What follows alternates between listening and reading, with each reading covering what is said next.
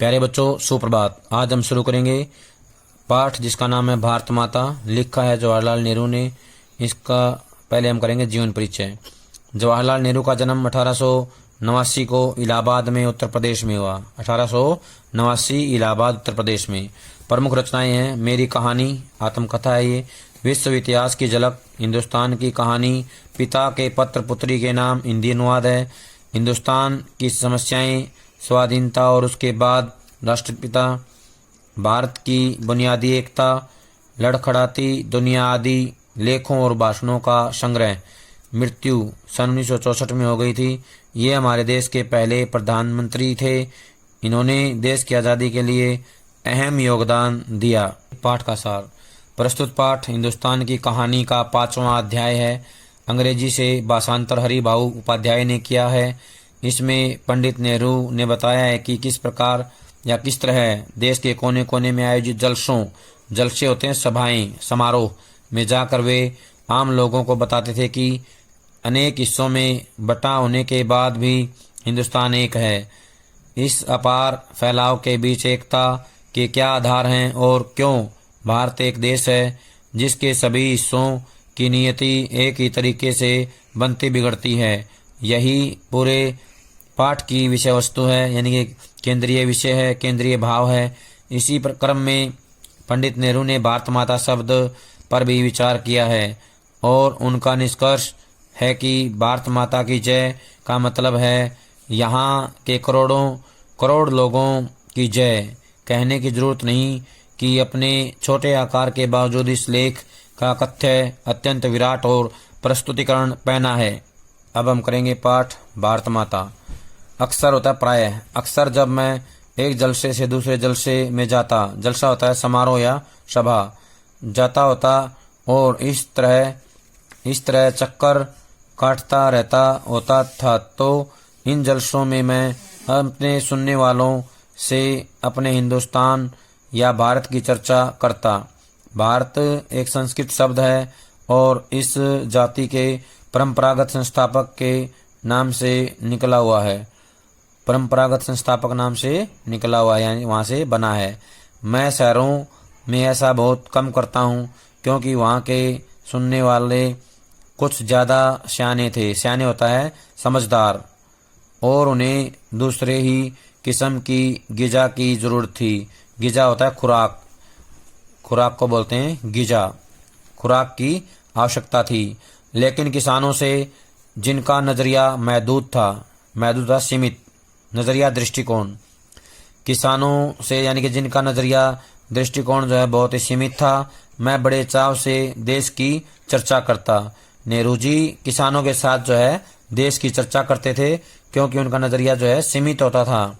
जिसकी आज़ादी के लिए हम लोग कोशिश कर रहे थे, प्रयत्न कर रहे थे, और बताता कि किस तरह देश का एक हिस्सा दूसरे से जुदा होते हुए भी हिंदुस्तान एक है। जुदा माने अलग, अलग होते हुए भी पूरा भारत एक है। मैं उन मसलों का जिक्र करता। मसला होता है मुद्दे, विषय, मामले।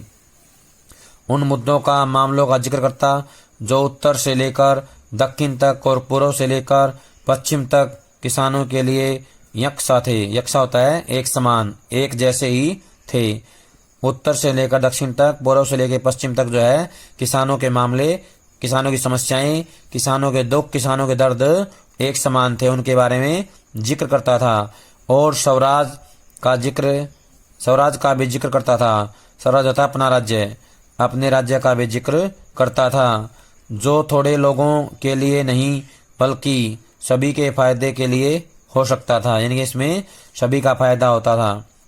मैं उत्तर पश्चिम में खैबर के दर्रे से लेकर धुर, दक्षिण में कन्याकुमारी तक की अपनी यात्रा का हाल बताता और यह कहता कि सभी जगह किसान मुझसे एक से एक सवाल करते क्योंकि उनकी तकलीफ़ें एक सी थी, यानी गरीबों, कर्जदारों, पूंजीपतियों के शिकंजे, जमींदार, महाजन, कड़े लगान और सूद होता है ब्याज, लगान भी ब्याज होता है, पुलिस के जुल्म यानी कि अत्याचार और ये सभी बातें गुथी हुई थी, यानी कि आपस में मिली हुई थी। एक डड्ढे, डड्ढा होता है बोझ, क्या होता है डड्ढा? बोझ, वजन। उस डड्ढे के साथ जिसे एक विदेशी सरकार ने हम पर लाद रखा था, और इनसे छुटकारा भी सभी को हासिल करना था। यानी कि जो ये बोझ हमारे ऊपर डाल दिया था विदेशी सरकार ने, इससे छुटकारा हमें पाना था, क्योंकि हर जगह तकलीफें थी, दुख थे, कष्ट थे, पीड़ाएं थी। उनके बारे में भी नेहरू जी बातें करते थे।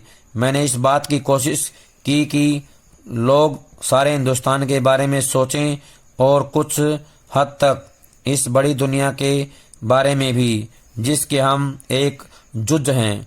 जुज होता है हिस्सा, भाग। जिस दुनिया का हम हिस्सा हैं उसके बारे में भी सोचें। मैं अपनी बातचीत में चीन, स्पेन, अबिसीनिया, मध्य यूरोप, मिस्र और पश्चिमी एशिया में होने वाले कसमकशों का जिक्र भी ले आता, यानी कि उनके बारे में भी बताता रहता। कसमकश होता है जो उलझने हैं, जो समस्याएं हैं। विदेशी धरती पर भी जो है समस्याएं देखने को मिलती हैं, मैं उनके बारे में भी वर्णन करता था। मैं उन्हें सोवियत यूनियन में होने वाली अचरज यानी कि हैरानी भरी तब्दीलियों का हाल भी बताता। तब्दीलियां होता है बदलाव, हैरानी भरे बदलावों के बारे में भी बताता, और कहता कि अमेरिका ने कैसे तरक्की की है। यह काम आसान न था, लेकिन जैसा मैंने समझा या देखा या सोच रखा था वैसा मुश्किल भी न था। इसकी वजह यह थी कि हमारे पुराने महाकाव्यों ने और पुराणों की कथा कहानियों ने, जिन्हें वे खूब जानते थे, उन्हें इस देश की कल्पना करा दी थी। यानी कि हमारे महाकाव्यों से, पुराणों से, कहानियों से ज्ञान प्राप्त करके उन्होंने देश की कल्पना कर ली थी, उनके बारे में पता कर लिया था हमारा देश क्या है। और हमेशा कुछ लोग ऐसे मिल जाते थे जिन्होंने हमारे बड़े बड़े तीर्थों की यात्रा कर रखी थी, जो हिंदुस्तान के चारों कोनों पर हैं। या हमें पुराने सिपाही मिल जाते जिन्होंने पिछली बड़ी जंग में या और दावों के सिलसिले में विदेशों में नौकरियां की थी। दावा होता आक्रमण, आक्रमण में जो है बड़ी जंग होता है विश्व युद्ध, विश्व युद्धों में भाग लिया था या बड़े बड़े आक्रमणों में भाग लिया था, वहाँ विदेशों में नौकरी की थी। ऐसे लोगों के माध्यम से भी उन्हें जो है जानकारी मिलती। सन 30 के बाद जो आर्थिक मंदी पैदा हुई थी, उसकी वजह से दूसरे मुल्कों के बारे में मेरे हवाले उनकी समझ में आ जाते थे। हवाले होते हैं संदर्भ, उदाहरण, जो उदाहरण वो देते थे दूसरे देशों के, उनके माध्यम से वो समझ जाते थे। कभी ऐसा भी होता कि जब मैं किसी जलसे में पहुंचता तो मेरा स्वागत भारत माता की जय इस नारे से जोर के साथ किया जाता। मैं लोगों से अचानक पूछ बैठता कि इस नारे से उनका क्या मतलब है, यानी इसके माध्यम से वो क्या समझते हैं। यह भारत माता कौन है जिसकी वे जय चाहते हैं। मेरे सवाल से उन्हें कुतूहल और ताज्जुब होता। कुतूहल होता है बेचैनी, व्याकुलता, ताज्जुब होता है हैरानी। उन्हें बेचैनी और हैरानी होती और कुछ जवाब न बन पड़ने पर वे एक दूसरे की तरफ या मेरी तरफ देखने लग जाते। मैं सवाल करता ही रहता। आखिर एक हट्टे कट्टे जाट ने, हट्टा कट्टा होता है हुष्ट पुष्ट स्वस्थ, जो अनगिनत पीढ़ियों से किसानी करता आया था, जवाब दिया कि भारत माता से उनका मतलब धरती से है। कौन सी धरती? खास उनके गांव की धरती या जिले की या सूबे की या सारे हिंदुस्तान की धरती से उनका मतलब है। इस तरह सवाल जवाब चलते रहते, यहाँ तक कि वे ऊब कर मुझसे कहने लगते कि मैं ही बताऊं। यानी कि जब वो परेशान हो जाते, ऊबना होता है परेशान हो जाना, बोर हो जाना। जब वे सवालों से बोर हो जाते, ऊब जाते, तब वो जो है उनसे कहते कि वो खुद ही उनको बता दें। मैं इसकी कोशिश करता और बताता कि हिंदुस्तान वह सब कुछ है जिसे उन्होंने समझ रखा है, लेकिन वह इससे भी बहुत ज़्यादा है। हिंदुस्तान के नदी और पहाड़, जंगल और खेत जो हमें अन्न देते हैं, ये सभी हमें अजीज हैं। अजीज माने प्रिय, ये सब हमें प्रिय हैं। लेकिन आखिरकार जिनकी गिनती है वे हैं हिंदुस्तान के लोग, उनके और मेरे जैसे लोग जो इस सारे देश में फैले हुए हैं। भारत माता दरअसल यही करोड़ों लोग हैं और भारत माता की जय से मतलब हुआ इन लोगों की जय, यानी कि भारत में रहने वाले करोड़ों करोड़ों लोगों की जय ही भारत माता की जय है। मैं उनसे कहता कि तुम इस भारत माता के अंश हो, यानी कि भारत माता के हिस्से हो, भाग हो। एक तरह से तुम ही भारत माता हो। और जैसे जैसे ये विचार उनके मन में बैठते हैं उनकी आंखों में चमक आ जाती है। इस तरह मानो उन्होंने कोई बड़ी बड़ी खोज कर ली हो। कहने का आशय है कि उन्होंने कुछ नई चीज ढूंढ ली हो, ऐसा देखने को मिलता है, ऐसा प्रभाव उनकी आंखों में दिखाई देता है। प्यारे बच्चों, ये था हमारा पाठ भारत माता। सभी इसको अच्छे से पढ़ेंगे, समझेंगे और इसके अभ्यास के प्रश्न उत्तर लिख करके याद करेंगे।